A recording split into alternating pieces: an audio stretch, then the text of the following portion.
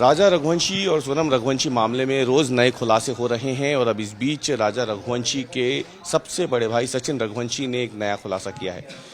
उन्होंने कहा है कि दरअसल राजा जो है वो अपनी फिटनेस को लेकर के बहुत ज़्यादा जागरूक रहता था और जो आरोपी हैं वो उसके सामने शारीरिक रूप से उतने सक्षम नहीं थे कि वो उसको काबू में कर पाते, इसलिए छल करके उस पर हमला किया गया और उसकी हत्या की गई है। सचिन रघुवंशी इस वक्त हमारे साथ मौजूद हैं। सचिन जी, आप ये बात कर रहे थे कि राजा जो है वो शारीरिक रूप से आरोपियों से काफ़ी ज़्यादा मजबूत था और इसके बावजूद उनकी वहाँ पे कुछ हाथापाई आपस में भिड़ंत जरूर हुई है, जिसके बाद उन्होंने हमला किया सर पे। राजा को कोई पीछे से वार नहीं करता ना, तो 2-3 लोगों के लिए अकेले काफ़ी था कि वो जिम वाला आदमी 2 घंटे रोज जिम करता था और कैसा फिटनेस पे इतना ध्यान था उसने, मतलब वो उसके लिए टेकिंग बड़ी बात नहीं थी चढ़ना, मतलब वो कैलाश पर्वत है, जे कैलाश है, उसकी पहाड़ी वो अकेला चल जाता था, वो भी होके आया था। तो उसको मानना इम्पॉसिबल है, पीछे से वार नहीं होता कभी, तुम्हें भैया जिंदा होता। वो सोची समझी साजिश की तरह इन लोगों ने मारा, जलते हत्याकांड जिसको बोलते ना, इन्होंने उसको पूरा अंजाम दिया।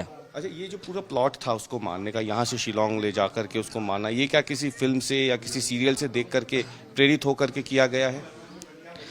ये एक मूवी आई थी हमराज, आपने से देखी होगी, उसमें भी ऐसा सीन दिखाया था कि पति पत्नी शादी करते हैं, लड़की किसी और से प्यार करती थी, तो शादी के बाद उसने भी इसी प्लानिंग की थी कि मैंने मनोकामना करी है कि दर्शन करने के बाद ये अपनी ज़िंदगी आगे बढ़ेगी, तो इसने वही खेल खेला सेम टू सेम, उसको आगे बढ़ाया गया।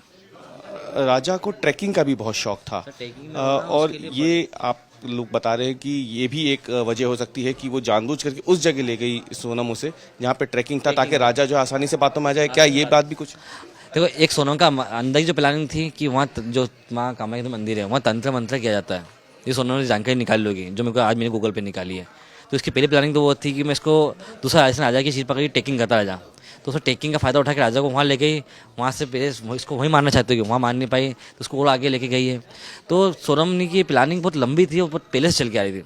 और मैं तो बोलूँ जैसे तंत्र मंत्र की बात निकलती है तो उनके पापा ने जब फोटो उल्टे टांगी थी कि मेरी बेटी जिंदा मिल जाएगी, आज उनकी बेटी जिंदा मिल गई है। तो ये जब मिसिंग हुए थे पहले दिन ही, तभी राजा के साथ में फोटो उल्टी टांग देते, राजा भी जिंदा होता, क्योंकि राजा को चाहते हैं जो जिंदा रहे। ये सब सोची समझी साजिश है। क्या इस किरदार और भी सामने आ सकते हैं इस पूरे घटनाकांड में? सर किरदार तो उसमें बहुत सारे हैं, क्योंकि ये किरदार होता ना कभी, और एक इंसान इतना बड़ा काम कभी नहीं कर सकता। हाई लेवल 2300 किलोमीटर दूर लिया किसी को मरवाना कोई सरल बात नहीं सर, इसमें कोई बड़े हाथ है।